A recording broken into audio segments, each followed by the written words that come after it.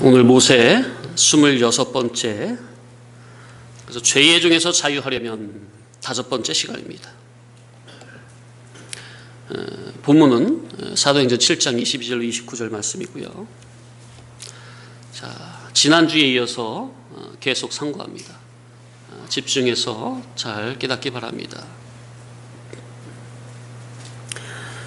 자, 허물과 죄로 날 때부터 죽었던 우리의 영, 인간은 영과 육의 결합체인데 그 영의 생명이 있고 육의 생명이 있죠. 기독자는, 불신자는 생명이 육의 생명밖에 없는데 기독자는 영의 생명, 주격적인 생명이죠. 그리고 소유격적인 생명인 육의 생명이 있습니다. 육의 생명에 이성과 몸, 그렇게 나누어지고요. 근데 이제 첫사람 아담의 원죄로 범죄함으로 그 원죄가 모든 사람에게 유전이 되었죠. 그래서 모든 사람은 날 때부터 아담의 원죄를 유전받아서 그 죄의 값으로 그 인간의 주격적 생명인 영의 생명이 죽은 채로 태어납니다. 그런데 그 죽었던 영이 거저주시는 하나님의 은혜로 말미암아 어느 순간에 하나님의 새 생명으로 중생이 되었고, 중생된 영에는 성령 하나님께서 내주 결합으로 영원히 함께 하시기 때문에 중생된 영, 그 영은 죄를 지을 수가 없지만 우리가 육신을 가지고 이 세상을 살아가면서 우리의 이성과 몸은 상당한 죄 가운데 빠져 살고 있습니다. 그래서 우리가 그러한 영은 중생이 됐지만, 영은 죄의 종에서 건짐이 되었지만 이성과 몸이 부분 면에서 아주 상당수 죄의 종에 먹혀 있거든요. 삼켜져 있어요. 그러한 부분적인 면에서 영적으로, 죄의 종에서 영적으로 자유가 되려면 자기 속에서 올라오는 심사를, 마음의 작용을 늘 진리로 점검을 해야 합니다. 점검을 해야 돼요. 자기가 올라오는 생각을 그냥 다 옳은 생각으로 여기고 생각 나는 대로 무조건 언행으로 옮기지 말고 그 생각, 마음의 심사를 잘 진리로 심사하시라 그 말이에요. 지난주 후반에 말씀을 드렸었죠. 매 순간마다 진리로 자기의 마음을 심사를 하면 우리의 언행은 점점 조심스러워지고 어느 순간에 점차적으로 서서히 거룩성으로 바뀌어져 가는 자기가 발견이 될 것입니다. 우리의 신앙의 결국은 하나님 앞에서 나 하나 바로 세우고 바로 고치는 겁니다. 결국엔 우리가 이렇게 같이 하지만 결국엔 하나님 앞에서 누구예요? 다른 사람은 아무리 잘 이렇게 도와주고 해도 자기가 바로 못 서면 아무것도 아니다 그 말이에요. 다른 사람은 2차, 3차고 결국은 하나님 앞에 자기 하나 바로 세우는 겁니다. 이걸 바로 명심하시기 바랍니다. 내가 바로 못 서면 안 돼. 우리 신앙의 결국은 나 한 사람 하나님 앞에 온전자로 바르게 거듭나고 바르게 서는 겁니다. 그래서 이 이치를 아는 자는 깊은 은혜의 세계로 들어갈수록 결국 하나님 앞에서 죄인된 자기 하나 고치고 바로 잡는 것으로 들어가는 것을 알기 때문에 남이 아니라 항상 자기를 먼저 보고 진리로 심사하게 되어 있고, 그러면 그럴수록 자기의 죄인됨이 점점 더 많이 발견이 되기 때문에 말수가 줄어들게 되어 있고 입이 다물어지게 되어 있습니다. 이게 바로 주님을 만난 증거죠. 그리고 이렇게 진리의 말씀으로 자기를 심사하며 주님을 만나 자기의 죄인됨이 발견이 되어서 늘 경건에 힘을 쓰는 자는 절대로 위선과 외식에 그 거짓된 가면을 쓰지 않습니다. 사람들이 왜 위선과 외식의 가면으로, 거짓의 가면으로 자기를 포장하고 치장하려고 하는 겁니까? 잘 보이고 싶어서. 그건 왜 그런 거예요? 옛사람 자존심이 살아있기 때문에. 그 옛사람 자존심은 남보다 뒤처지는 걸 싫어하거든요. 그게 본능인데 어떤 본능이에요? 선악과 먹고 타락한 타락적 본능입니다. 그게 당연한 거지. 사람이 자존심이 있어야지. 자존심이 없으면 그게 시체지 사람이야? 그건 세상 사람들이 하는 말이고, 인간에게 있어서, 죄인 인간에게 있어서 자존심이란 자존심은 다 헛되고 버려야 할, 뿌리 뽑아야 할 거짓된 자기입니다. 그래서 그러한 마음 자체가 육에 속한 죄의 속성이요 옛사람의 성질 성분임을 우리는 알아야 합니다. 이것을 바르게 안다면 자기 자존심을 내세우기 위해서 막 혈기를 부리겠어요? 나 알아달라고, 나는 이런 사람이야 알아달라고 함부로 뭐 큰 소리를 칠 수가 있겠습니까? 잠잠해질 수밖에 없죠. 은혜를 받은 사람은 자기의 죄인됨 그 자체를, 자기의 그 죄인됨을 알고 그 죄인된 그 자기를 부인하고 부정하고 인정하지 않고, 그래서 그 죄인된 그 자기를 자꾸만 이렇게 감추려고 하는 게 아니라 오히려 그 자기의 그 약함을 인정하고 겸손하게 됩니다. 그러한 사람은 오히려 그 약함, 자기의 그 약함, 단점, 그 취약점, 그 약점으로 인해서, 약함으로 인해서 더욱더 주님만을 강하게 붙드는 자극제가 되기 때문에 나중에는 오히려 자기의 그 약함을 자랑하는 자가 됩니다. 왜요? 그 약함으로 인해서 결국은 주님 안으로 더욱더 깊이 들어갈 수 있게 되었으니까요. 아멘? 자존심이, 육적 자존심이 살아있는 세상 어떤 인간이 자기의 약함을 자랑하겠습니까? 그죠? 자기 약함은 자꾸 감추려고 하는 게 죄의 속성이잖아요.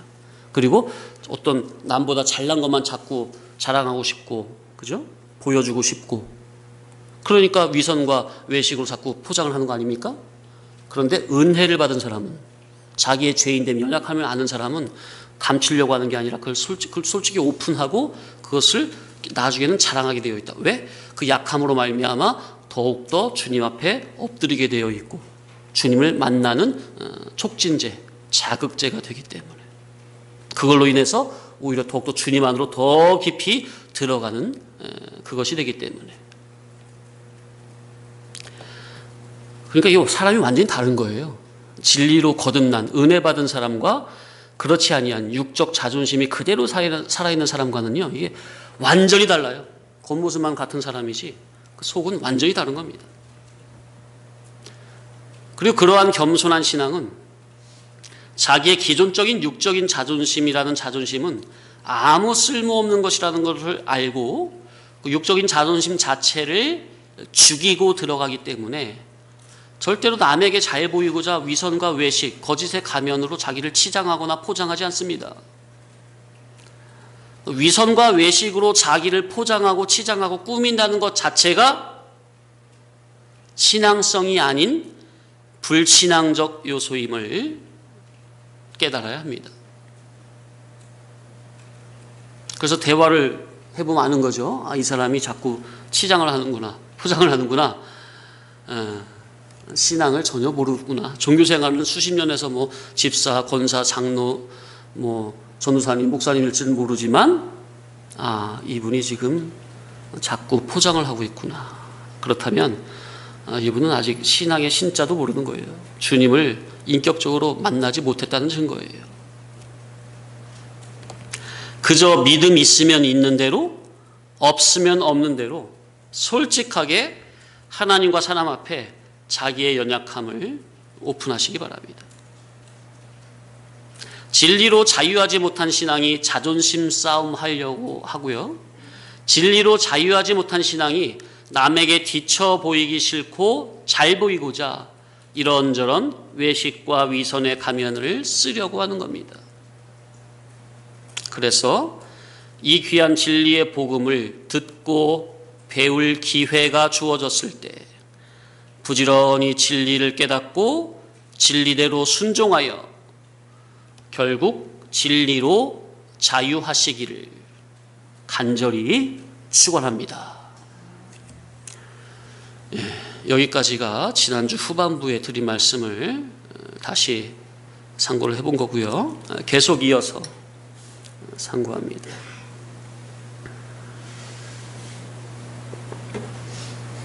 말씀이 계속 이어지기 때문에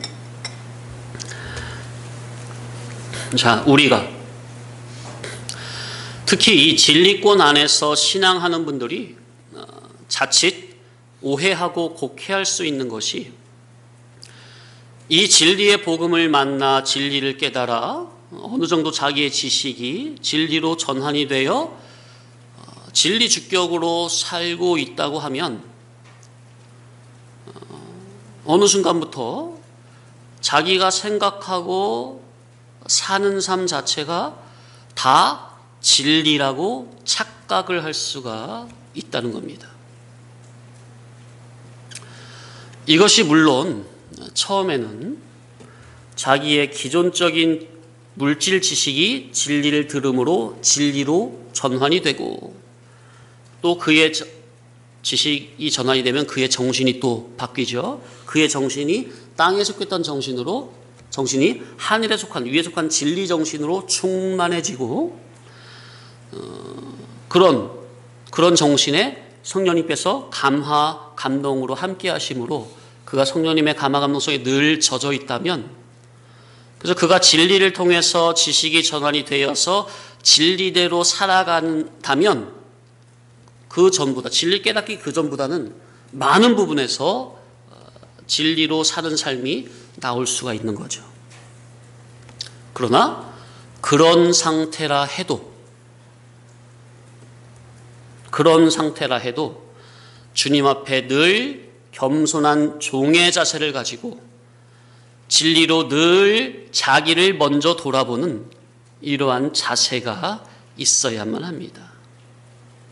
그래서 아까 잠언 18장 12절에도 사람의 마음의 교만은 멸망의 선봉이요 겸손은 존귀의 길잡이니라, 그렇게 말씀을 하셨잖아요. 겸손은 존귀의 길잡이니라. 그런데 조금 들어 알았다고 그 마음이 교만해지면요, 이건 멸망의 선봉이에요.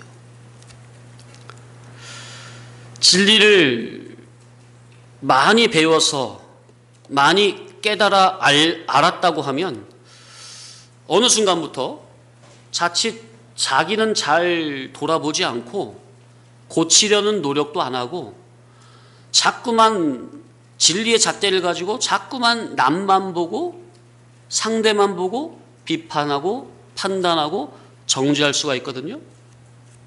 큰일 납니다.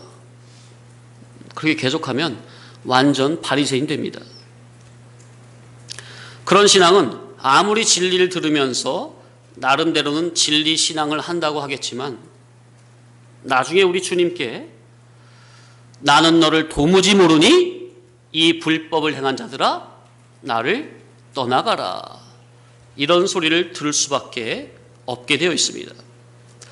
그래서 우리는 절대로 남을 판단하고 정죄하는, 비판하는 그러한 죄에 빠지면 안 됩니다.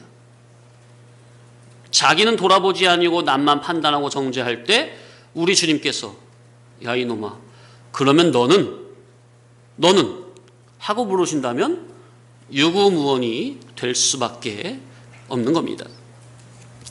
그래서 진리를 깨닫고 우리의 지식이 진리로 점차 전환이 되어간다고 해도 늘 경건의 훈련으로 자기를 부인하고 부정하고 주님의 의의 종으로서 주님의 인도를 따라 겸손히 순종하는 이러한 겸손한 경건의 삶이 필수적입니다.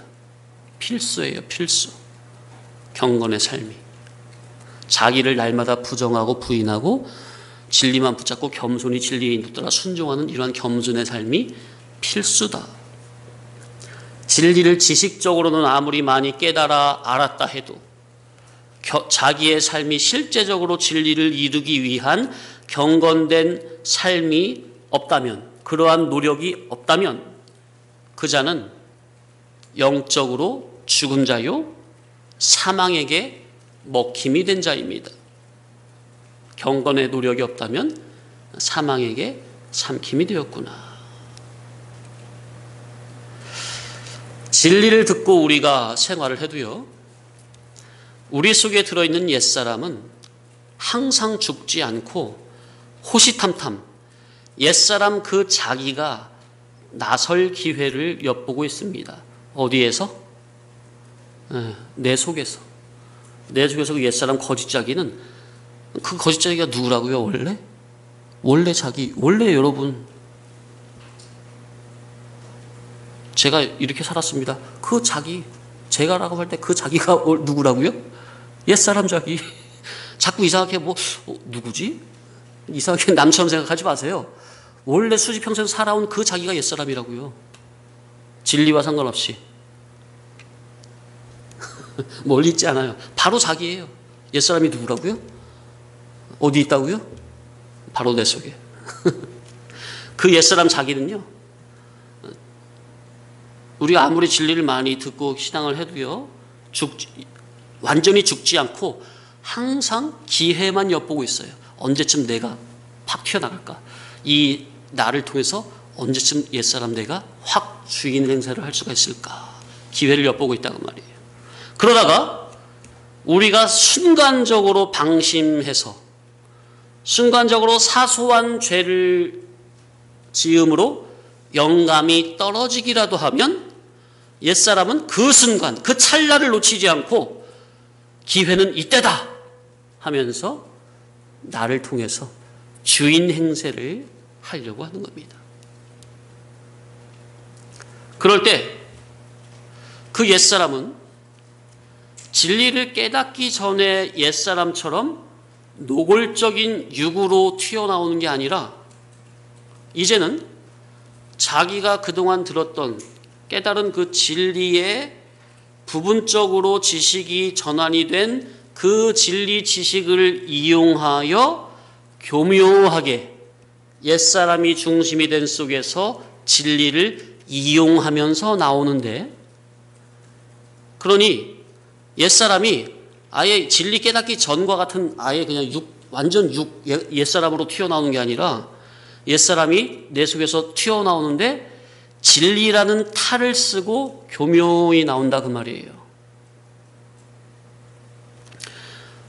지금 우리 안에서 벌어지고 있는 지금 정신계를 지금 말씀드리고 있는 겁니다. 정신의 작용을. 자, 그럴 때 대부분의 사람은 자기는 뭐대로 하고 있다고 생각해요? 네, 진리대로, 깨달은 진리대로 한다고 생각을 하기 때문에 자기가 지금 옛사람 주격으로 활동하고 있다는 것을 거의 대부분 인지를 하지 못합니다. 왜요? 자기는 깨달은 진리대로 생각을 한다고 하기 때문에. 이렇게 옛사람과 새사람은 내 속에서도 하루에도 수백, 수십, 수백, 수천 번을 순간적으로 정말 왔다 갔다 하는데, 그것은 우리의 지식이 진리로 전환이 되었다고 해서 없어지는 게 아니라 진리를 듣고 깨닫고 진리대로 살아간다고 하는 그 속에서도 옛사람은 교묘하게 진리를 타고 거짓된 자기를 드러내려 한다는 것입니다. 중요한 이치를 말씀드리고 있습니다. 그렇기 때문에 진리를 깨닫고 우리의 지식이 부분적으로 진리로 전환이 되어간다 해도 우리는 늘 경건의 훈련으로 자기를 부인하고 부정하고 늘 의의 종으로서 주님의 인도 따라 겸손히 순종하는 이러한 경건의 삶이 필수적이다 하는 겁니다. 이러한 겸손한 종의 자세로 말씀의 인도 따라 겸손히 순종하고자 하는 이러한 경건의 삶이 없다? 살았다 하는 이름은 가졌으나 실상은 죽은 자로다. 우리 주님은 우리에게 야, 네가 과연 진리를 얼마만큼 깨달아서 알고 있느냐? 그거를 물으시는 게 아니라 깨달은 진리가 너의 주격이 되어서 내 삶 속에서 그 진리를 이루기 위한 경건한 과정이 있느냐 없느냐 하는, 그러니까 성도로서 주님을 닮고자 하는 그 거룩한 경건의 과정과 그 합당한 과정을 통한 인격의 열매를 보시는 분이라는 것을 교회된 우리는 깨달아야 합니다. 우리 주님은 결국 뭘 물어보신다고요? 네가 진리를 많이 들었냐 안 들었냐 그걸 물으시는 게 아니라 한 이치라도, 지극히 작은 계명 하나라도 크게 여기고 그걸 네 삶 속에 네 인격화로 이루기 위해 얼마나 경건의 삶을 살았느냐, 힘을 썼느냐, 그 과정을 보신다 그 말이에요. 그리고 그 거룩한 과정, 합당한 과정을 통해서 만들어진 거룩한 인격의 열매, 그 결과. 선악 까먹고 타락한 세상에서는 과정보다는 결과를 중요시하죠. 그죠? 그러나 우리 주님께서 중요하게 보시는 것은 일단 신앙의 목적이 옳아야 하고, 곧 바른 목적이어야 하고, 곧 목적이 선해야 하고, 그 목적에 도달하는 과정 자체도 선해야 하고, 그 합당하고 바른 과정을 통해서 연그러진 선한 인격의 열매를 귀히 보시는 분임을 우리는 깨달아야 합니다. 우리 주님은 우리를 죄와 사망에서 진리로 자유케 하시는 분이요, 또한 우리에게 진리로 자유하라 하셨으니 우리 또한 진리의 사람으로 변화되면서 참 자유에 이르러야 하겠는데, 진리를 가지고 진리의 사람으로 변화되기에 힘쓰지 않고, 왜요? 기존적인 내 옛사람은 그걸 싫어하거든요. 기존적인 옛사람이 누구라고요? 원래 성도님들 성도님들 진리를 따라 살고자 정말 힘쓰고 애쓰는 게 성도님들, 그게 막 즐거워요. 그게 막 힘들고 막 어쩔 땐 막 중단하고 싶고 포기하고 싶고 안 하고 싶고. 그게 어디 다른 데 있어요? 진리를 가지고 진리의 사람으로 변화되기 힘쓰기 싫어. 그리고 깨달은 지식적으로 알고 있는 이 진리만 어설프게 이용만 하려고 하고, 못됐어요 아주. 그게 우리 속에 다 들어있다고요. 죄와 사망에서 영적인 참 자유가 안 되고, 진리를 가지고도 진리의 질과는 전혀 상관없이 신앙의 방종으로 빠지게 되어버립니다. 뭐 하면서 뭐 하지 않으면 신앙의 방종으로 결국 빠진다고요? 진리를 가지고도 진리의 사람으로 변화되고자 순종치 않으면, 힘쓰지 않으면, 경건의 훈련을 하지 않으면 결국 신앙의 방종으로 빠져버리게 된다. 진리를 통해서 진리의 사람으로 만들어지기에 힘쓰지 않으면 결국 진리를 이용만 하다가 방종으로 나가 떨어지는 참으로 어리석고 불쌍하고 교만한 신앙이 되는 겁니다. 이 진리를 많이 듣고 배우고 깨달았다고 할수록 이렇게 잘못된 신앙으로 나갈 수가 있다는 거, 얼마든지. 그래서 우리는 늘 하나님 앞에서 겸손해야 한다는 거. 아멘. 겸손이 존귀의 앞잡이입니다. 교만은 패망의 선봉이에요. 그래서 우리는 늘 삼가 두렵고 떨림으로 구원을 이루어야 합니다. 겸손해야 합니다.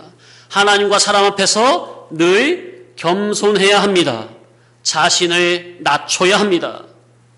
진리를 조금 배워 알았다고 목에 힘주면 안 되고 함부로 설치면 큰일 납니다. 이를 권면해서 자기의 영생 구원이 다 절단이 되는 겁니다. 일반 세상에서도 진짜 실력자는 잠잠합니다. 겸손해요. 그러나 조금 배워서 어설프게 아는 사람이 세상 말로 깝죽대고 설치는 거죠. 그러다가 진짜 실력자 만나면 범 앞에 하룻강아지 꼴이 되는 겁니다. 사람은 하나님의 말씀으로만 사는 것이요, 말씀으로 인한 믿음으로 사는 것인데, 사탄은 자꾸만 이 절대불변의 진리의 이치를 빗나가게 만들고 불신하게 만듭니다. 내 속에서. 지금 이 말씀을 듣고 있는 이 순간에도 그 말이에요. 지금 이 진리의 교훈이 선포되고 이 자리에는 사탄 마귀의 역사가 없을까요? 자꾸 이상하게 생각하지, 뭐 자꾸 사탄 마귀 그걸 이상하게 생각하지 말고요. 성도님 속에 들어있는 원래 자기 그 옛사람의 배후가 사탄 마귀라니까요.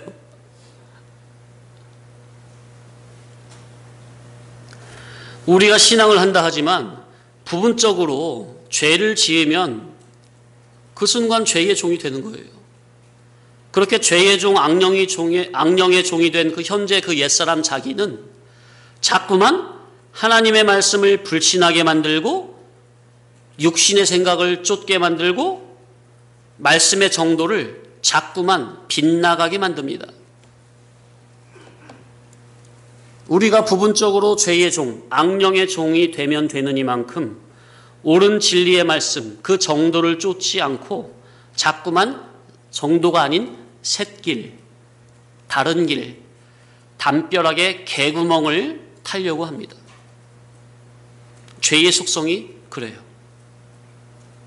일반적으로 또 학교 들어갈 때 정문으로 들어가는 애들이 있는데 대부분 아이들은 정문으로 들어가죠? 근데 꼭 어떤 애들이 정문을 놔두고 그냥 그 울타리 해가지고 개구멍을 들어오든가 아니면 담치기 하죠? 담치기가 뭐예요? 담 넘어가는 거. 어떤 애들이 그래요? 꼭 이게 좀 일탈하려고 하는 애들. 그죠? 문제 일으키고 도망가려고 하는 애들. 그 일반적으로도 그렇게 보여주는 거예요. 영적인 그 이치를 보여주는 거라고요. 자, 일반적으로도 사람들이 죄를 지은 게 없으면 정도로, 큰 길로, 대로로, 대문으로 자신 있게 왕래합니까? 그런데 죄를 지은 도둑놈이나 죄인들은 누가 뭐라고 하지 않아도 자기 스스로 양심이 자기 속에서 자기를 찌르고 있기 때문에 자신이 없으니까 인적이 드물고 어두운 골목길이나 샛길을 선호합니까? 일반적으로도 그 말이에요. 그죠? 그게 바로 뭐예요? 자기의 양심이 자기 스스로 나는 죄인이라는 것을 증거하는 거죠. 주님의 양들은 양의 문 대신 주님이라는 그 문으로 들락날락하기에 매사에 당당하고 자유롭습니다. 이치가. 그런데 죄를 지어서 죄의 종이 되잖아요. 그러면 양의 문이신 예수님이라는 문으로 들락날락하는 질이 아니요, 다른 문, 다른 길로 다니거나 담벼락을 타서 담 넘어가는 질이기 때문에 자유롭지 못하고 늘 뭔가에 묶여 자유롭지 못합니다. 뭐에 묶인 거예요? 어둠의 영, 사탄 마귀. 성경은 그것을 바로 죄의 종이라고 하죠. 어떻게 이해되십니까?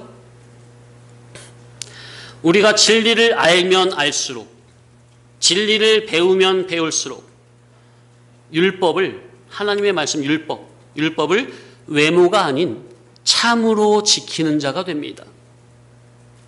뭐를 알면 알수록 외모가 아닌 참으로 지키는 자가 된다고요?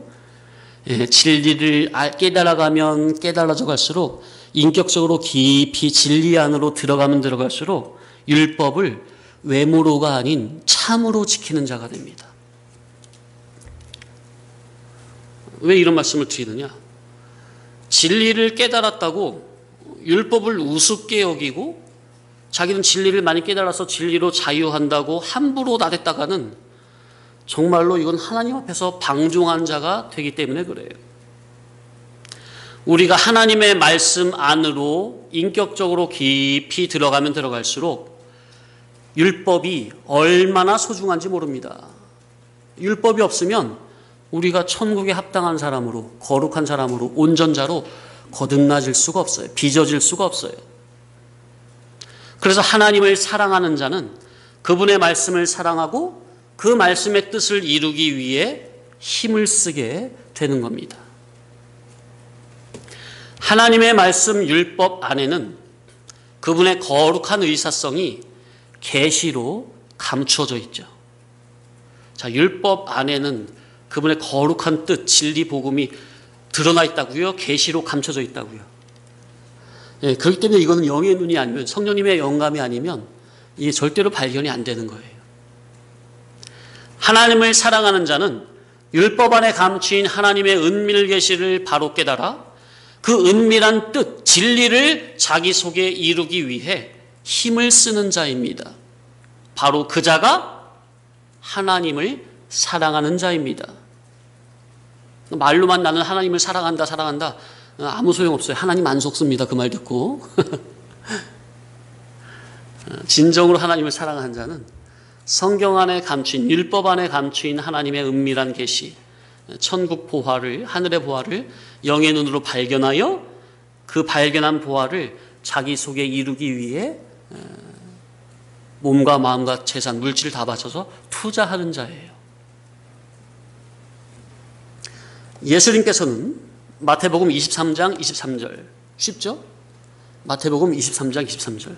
화 있을진저 외식하는 서기관과 바리새인들이여, 너희가 박하와 회향과 근체의 11조는 들이되 율법에 더 중한 바 정의와 긍휼과 믿음은 버렸도다. 그러나 이것도 행하고 저것도 버리지 말아야 할지니라. 예수님께서는 분명히 11조에 대해서 이렇게 말씀해 주셨습니다. 그러니까 바리새인들이 잘하는 박하와 회향과 근체의 11조는 뭐죠? 율법에 기록된 대로 정확하게 10분의 1을 해가지고, 근체의 11조라는 것은 아주 작은, 아주 사사로운 채소 있잖아요. 예를 들어서 상추를 심었어. 상추 농사를 했는데 상추 농사한 것도 정확하게 10분의 1을 해가지고 11조를 철저하게 바쳤다 이 말이에요. 그런 건 잘했는데, 그러니까 율법 껍데기는 잘했는데 뭐는 안 한 거예요? 율법에 더 중한 바 정의와 긍휼과 믿음은 버렸도다. 이것은 기록이 되어 있어요, 안 되어 있어요? 성경에, 율법에 안 되어 있는 거거든요. 은밀 계시로 감춰져 있는 거거든요. 이건 버린 거래요. 근데 예수님이 뭐래요? 그러나 이것도 행하고 저것도 버리지 말지니라. 오늘날 교회 목사들 중에서 11조는 폐해졌다, 예수님의 십자가 사건 이후로 11조는 폐해졌다고 말을 하는, 이상한 말을 하는 목사들이 간혹 있고, 거기에 그 거짓된 교훈에 미혹된 거짓된 교훈들이 많이 있는 줄로 아는데, 도대체 이 말씀은 도대체 어떻게 해석하려고 하는지 모르겠어요. 이것도 행하고 저것도 버리지 말아야 할지니라. 그러니 신앙이 인격적으로 바르게 들어가면 진리 주격으로 어떻게 하면 하나님의 말씀을 순종해 볼까? 자, 신앙이 인격적으로 바르게 들어가면 그 마음이 어떻게 된다고요? 어떻게 하면 하나님의 말씀 하나라도 더 순종을 해볼까? 근데 신앙성으로 안 들어가면 그 죄의 속성은 어떻게 하죠? 어떻게 하면 하나님의 말씀을 하나라도 더 그냥 어떻게 안 지킬 수가 있을까? 그런 연구를 하려고 하겠죠. 그러면서 율법의 안팎을 지키려고 하는 자가 됩니다. 정말로 신앙이 인격적으로 바르게 들어가면 그 말이에요. 그것이 바로 하나님을 인격적으로 만난 자요, 하나님을 정말로 사랑하는 신앙입니다. 그런데 진리를 알되, 성경을 알되, 어설프게 알면, 얼치기로 알면 율법은 자꾸만 무시하려고 하는 경향이 있어요. 물론 구약 때 주셨던 제사법이나 성막이나 성전을 만드는 그런 규례 같은 것은 다 폐해졌죠. 그러나 그 뜻과 의미는 그대로 살아서 우리에게 교훈을 하고 있습니다. 그러니까 구약에 보면 제사법이나 성막을 만드는 그 규례 있잖아요. 그 문자 자체는 폐해졌지만 그 문자 안에 감춰져 있는 영적인 은밀 계시는 그대로 여전히 살아있다 그 말이에요. 그래서 그 안에 감춘 은밀 계시는 우리가 그대로 믿음으로 먹어야 한다 그 말이에요. 아멘? 그래서 구약의 율법을 오늘날 우리가 보면 두 가지로 말을 하면, 첫 번째는 하라 하지 마라 하는 그 율법의 그 제도 껍데기 그 자체는 폐해지고 그 안에 감추인 뜻과 의미를 지켜야 할 것이 있습니다. 이제 말씀드린 제사법이나 뭐 성막 만드는 그런 것들, 그죠?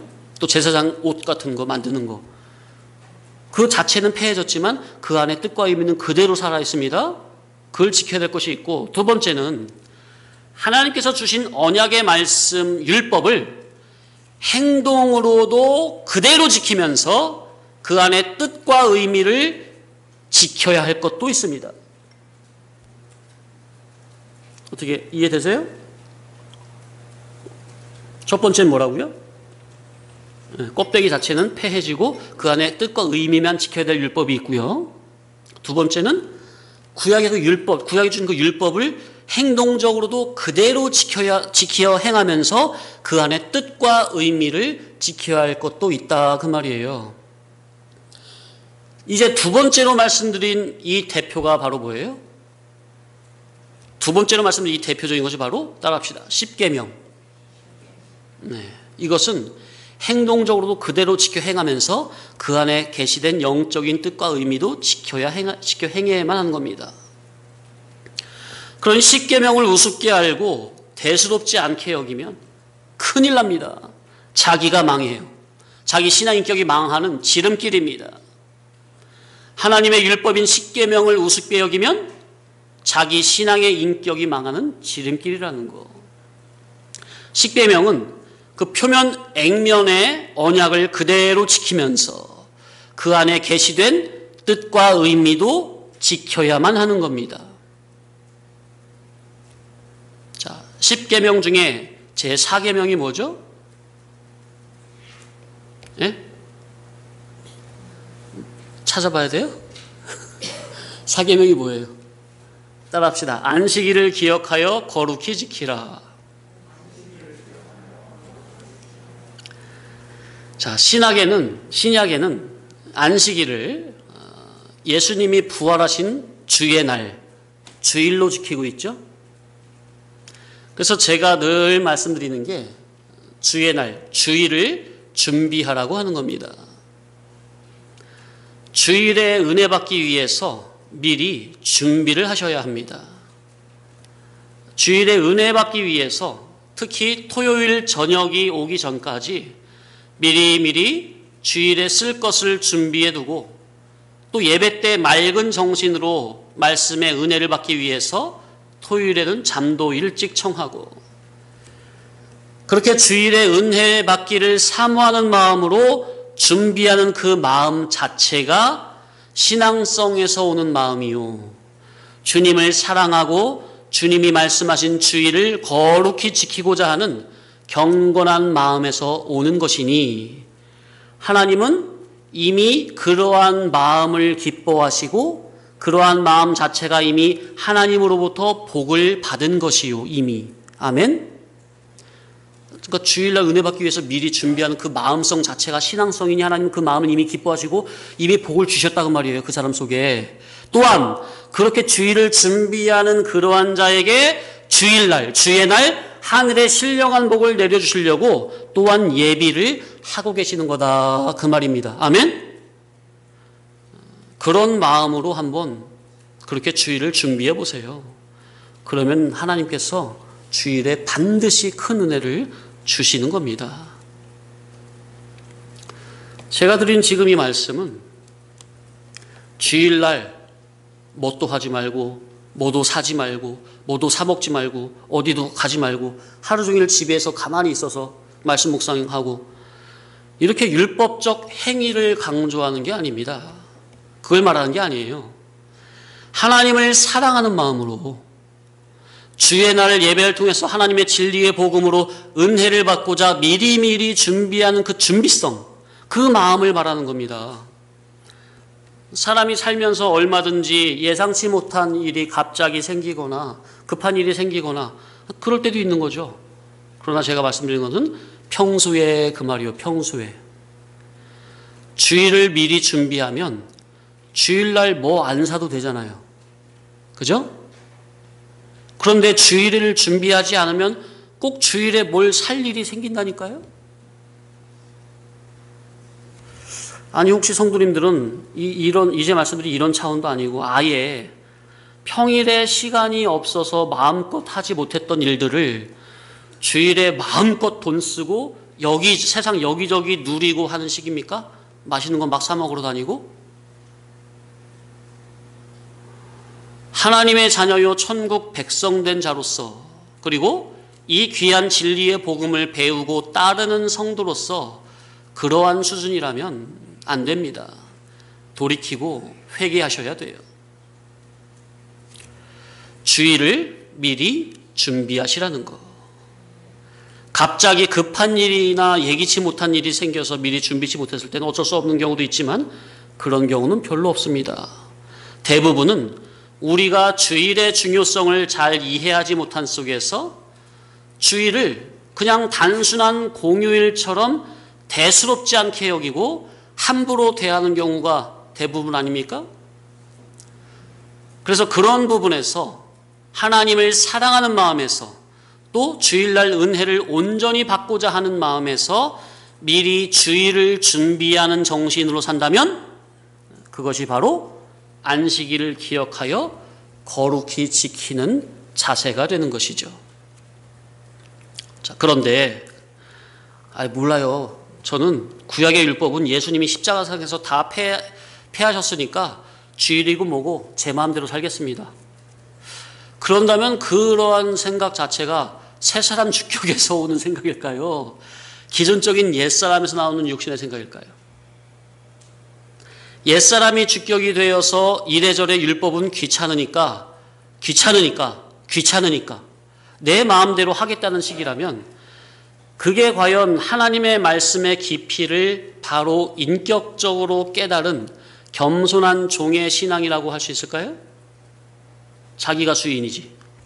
그죠? 자기가 주인이니까 하나님의 말씀을 제멋대로 자의적으로 해석하려고 하는 거죠. 자기 편한 대로. 제가 성도님들에게 여태까지 단 한 번이라도 주일날은 뭐도 하지 마시고 뭐 사지도 마시고 어디 가지도 마시고 뭐 사 먹지도 마시고 제가 이런 식으로 말한 적 있습니까? 한 번이라도? 왜냐하면 신앙의 정신도 모르는데 그렇게 행동 강조만 되면 이게 율법 아래에 묶여서 율법 아래에 묶인 종의 신앙이 돼버리거든요. 그때 제가 그렇게 안 하잖아요.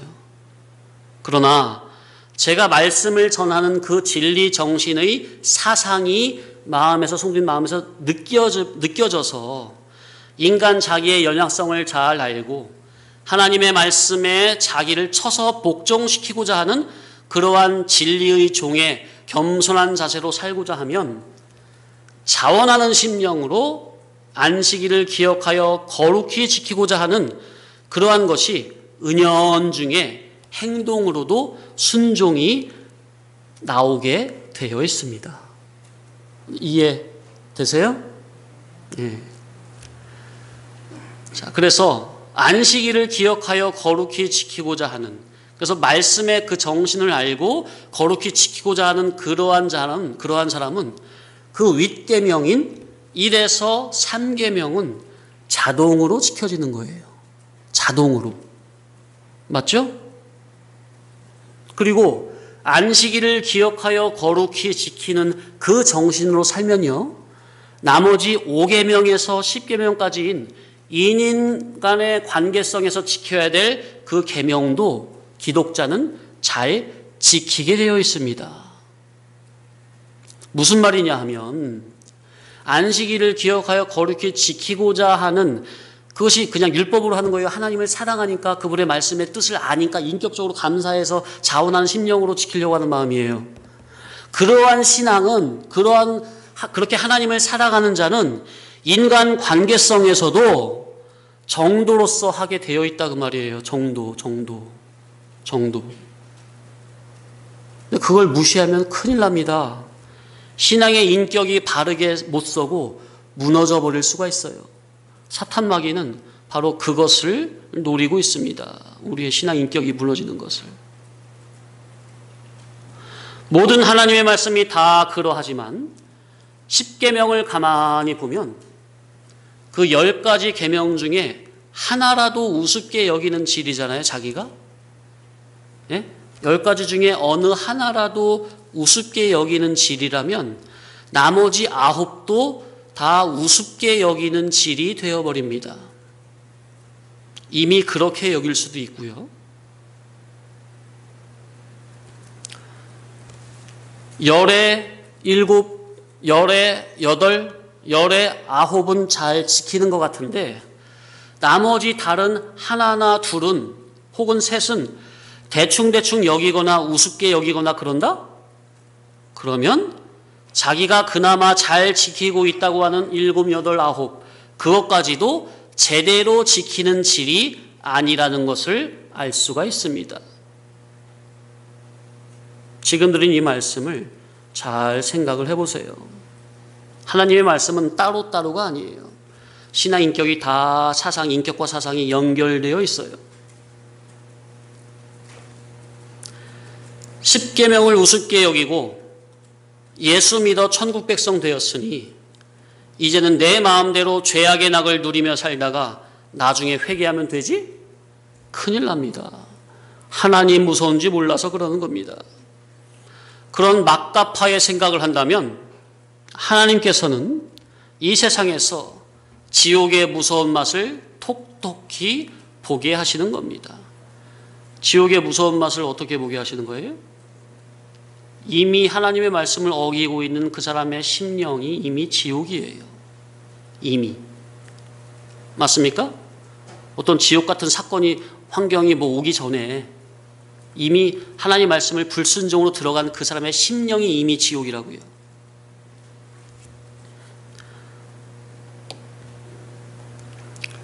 만약 10계명에 대해서 깊이 생각지 못하고 제 멋대로 제 마음대로 나간 적이 있다면 철저히 돌이키는 회개가 필요합니다. 하나님께서는 온전히 회개하는 그 상한 심령을 꺾지 않으시고 버리지 않으시고 긍휼을 베풀어 주시는 사랑의 하나님이십니다. 그분이 바로 우리 아버지이십니다. 우리가 정말 하나님을 사랑하고 그분의 말씀의 거룩성과 생명력을 안다면 지극히 작은 계명 하나라도 소홀히 여길 수가 없고 생명을 다해 충성으로 지키는 신앙이 되는 겁니다. 그게 귀한 신앙이에요. 하나님은 그 심지가 견고한 자를 찾고 계십니다. 아멘? 그러나 하나님을 우습게 알고 그분이 나에게 주신 거룩한 계명을 우습게 여긴다면 하나님의 계명을 제 멋대로 자의로 해석하거나 무시하거나 하게 되는데 절대로 그러면 안 됩니다. 예수를 믿으며 진리를 들어도 은연중에 어느 순간에 사탄, 마귀, 악령에 감염이 되고 감화가 된 자들은 자, 사탄, 마귀, 악령에 어떻게 감화가 되는 겁니까? 자기가 속에서 옛사람 자기가 속에서 별로 이렇게 말씀은 맞는데 그래도 순종하기 좀 그런데 좀 그런 거 있잖아요. 그런 마음이 있을 때 사탄이 누굴 보내요? 거짓된 종을 보낸다니까요. 성경 가지고 거짓된 영에 감화된 거짓된 사람들을 보내요. 그래서 제가 언제 말씀드렸죠? 수요일 때 말씀드렸나? 아니 이 진리에만 올인을 하셔도 충분하다 그 말이에요. 예? 자꾸 팔랑귀가 돼가지고 자꾸 그냥 여기 조금 저기서 조금 자기의 귀가 간지러워가지고 말세가 되면 사람들이 자기의 그냥 귀를 만족해야 할 그런 거짓된 허탄한 스승을 많이 둔다고 그랬는데 진리의 복음이면 족한 겁니다, 성도는. 제가 그렇게 말씀을 드렸잖아요. 네? 누누이. 진리를 깨닫지 못한 이 신앙인들은 질적으로 다 거짓이에요, 하나님 앞에서. 거짓. 그들이 나를 위하고 날 염려하고 날 정말로 사랑하고 염려해서 하는 말일지라도 그 사람이 하는 사고하는 지식의 질 자체가 이미 진리 복음의 질이 아니라고요. 성경 구절 가지고 와도. 네?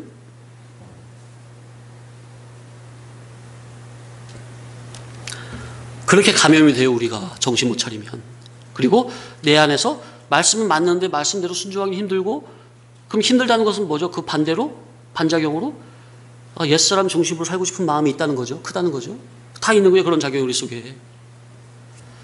그래서 그렇게 사단 마귀에게 은연 중에 조금씩 감염이 된 신앙은 오직 하나님의 말씀으로만, 진리로만, 믿음으로만 살아야겠다는 이 고귀한 신앙 정신이 그런 사람들의 마음에서는 언제인가부턴가 없는 상태처럼 되어버렸습니다. 좀 더 쉽게 말하면 하나님의 말씀대로 살아야겠다는 이 거룩한 마음이 어느 순간 실종된 것처럼 되어 있습니다.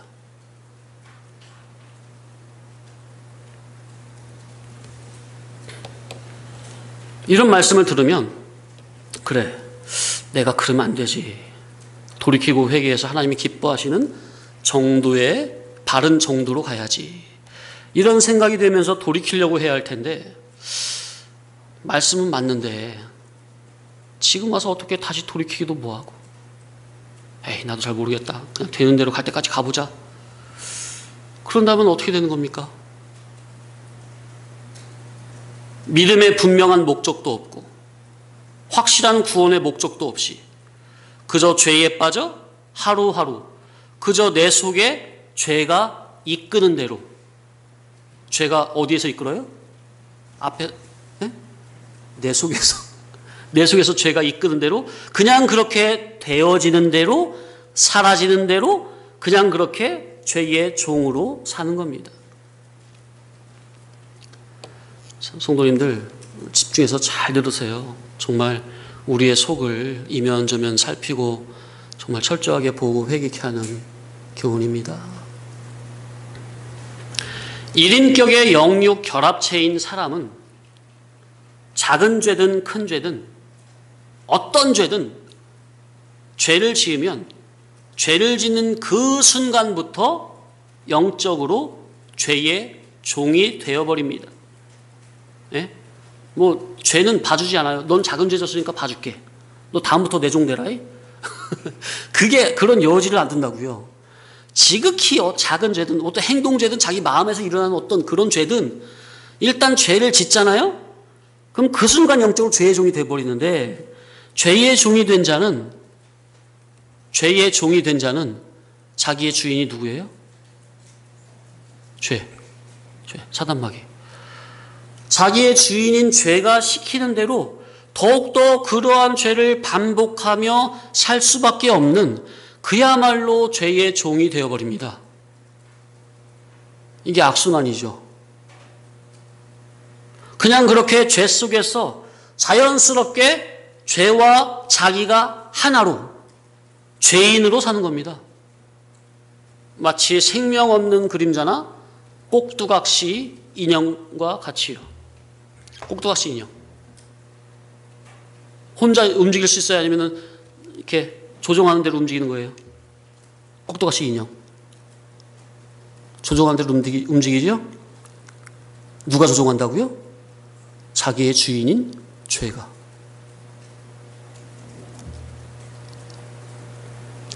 불신자는 아예 죄의 종이 되어 죄가 시키는 대로 살 수밖에 없는 영원한 죄의 종이지만 예수 그리스도의 대속의 은혜로 영이 중생이 된 기독자인 저와 여러분은 죄와 의 그 사이에서 선택할 수 있는 자유의지가 있습니다. 자기가 깨달은 말씀을 믿음으로 붙잡고 의지를 쓰면 죄의 종에서 탈출이 되는 겁니다. 아멘? 진리의 말씀을 믿음으로 붙잡는 그 믿음이 바로 예수 그리스도를 붙잡는 믿음입니다. 아멘? 그러니까 말씀을 믿음으로 붙잡으시라고 말이에요. 목사님 저는 못해요. 아니 못한다고 하지 말고 네 의지를 가지고 말씀을 믿음으로 붙잡으시라니까요. 그게 바로 누굴 붙잡는 거예요? 예수를 붙잡는 믿음이에요. 그러면 그 죄에서 구원이 된다니까요.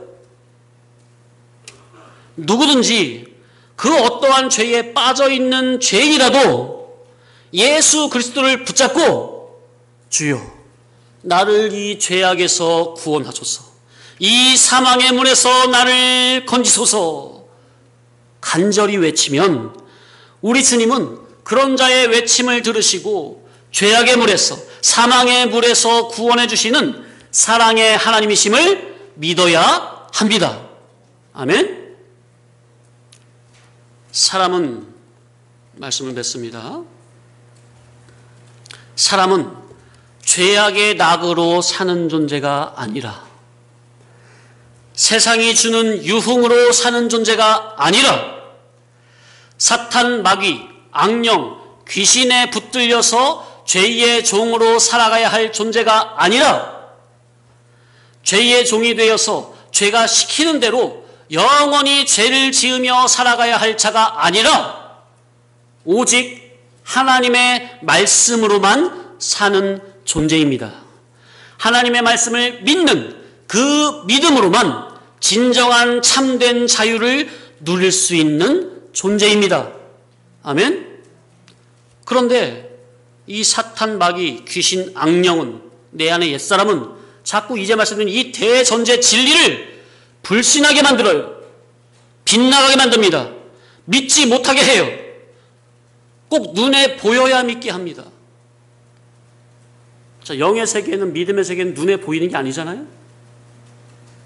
그런데 우리가 진리의 말이 아닌, 자, 제가 이제까지 지금 오늘 오전 시간만 해도, 교훈만 해도 제가 뭐 눈에 보이는 얘기만 했습니까? 지금 눈에 안 보이는 사람 속의 영적 정신 세계를 계속해서 말씀드렸습니까? 이게 믿음의 세계라고요. 근데 이게 성경 가지고 믿음이라고 말하는데 이 거짓된 교훈은 자꾸 눈에 보이는 것으로 말을 한다니까요. 예? 눈에 보이는 실제 사건을 가지고 말을 한다니까요. 자꾸 예수 믿는 증거를, 효력을. 이 차이를 아시겠어요? 모르시겠어요? 진리의 교훈은 몸 밖의 사건을 말하는 게 아니에요. 몸 안에서 이루어지는 영적 정신계를 말하는 거예요. 근데 이 거짓된 교훈은 자꾸 몸 밖의 사건, 이것을 어떻게 예수 이름으로 어떻게 좀 살맛 나게 내가 원하는 대로 그걸 자꾸 그냥 충동질을 한다니까요. 우리가 진리가 아닌 비진리의 말을 들으면, 그래서 어느 순간 우리가 악령의 감화가 되어버리면 어느 순간부터 그 자기는 자꾸만 눈에 보이는 증거를 요구하게 되어 있습니다. 예수 믿는 효력을 자꾸 눈에 보이는 것에서 찾으려고 해요. 성도님도 혹시 그러십니까? 자기 믿음이 떨어졌다는 증거입니다. 자기가 지금 악령에게 지금 붙잡혔다는 증거입니다. 예수 믿는 증거를 자꾸만 이 세상에서 눈에 보여지고 손에 잡혀지는 어떠한 구체적인 증거를 요구합니다. 자기가 세상 면에서 어떤 면이 궁한데 주변에서 아니 거짓종이 너 그런 문제 있구나. 그거 뭐 왜 멍청하게 가만히 있어. 예수 이름으로 구해. 예수 이름으로 그런 거 해결해. 그런 거짓된 말을 들으면 그만 그러한 말에 귀가 솔깃하고 현혹이 되어서 질리고 뭐고 그냥 그 말을 그냥 아멘하고 따라가게 되어 있어요. 죄인된 우리가 얼마나 죄와 익숙하고 죄와 하나로 되어 있는지 몰라요. 그래서 진리의 말씀을 깨닫고 진리의 사람으로 차츰차츰 깨달아지는 만큼 변화되고 거듭나지고 고침받고, 이건 정말로 하늘의 별 따기보다 더 어려운데, 이게 한번 이게 진리의 노선, 그렇게 정말 수십 년을 해도요, 진리로 한번 진리의 노선에서 마음의 발걸음이 미끄러지고 자빠지고 넘어지고, 그래서 아예 저기 저 천길 낭떠러지 밑으로 떨어지는 것은 얼마나 쉽고 빠른지 모릅니다. 그렇게 저와 여러분이 연약한 죄인이라는 것을 알아야 합니다. 우리 기독신앙은 하나님의 말씀을 육신의 눈이 아닌 영의 눈으로, 손으로 잡혀지는 증거가 아닌 마음 안에서 주님의 말씀을 인격적인 믿음으로 보고 믿는 겁니다. 육신의 눈으로 보고 믿는 게 아니라 마음 안에서 주님 말씀을 인격적인 영의 눈으로 보고 믿는 거다. 우리가 이러한 차원으로 날마다 더욱더 깊이 들어가야 할 줄로 믿습니다. 더 해야 되는데 시간이 많이 갔어. 여기까지 하겠습니다.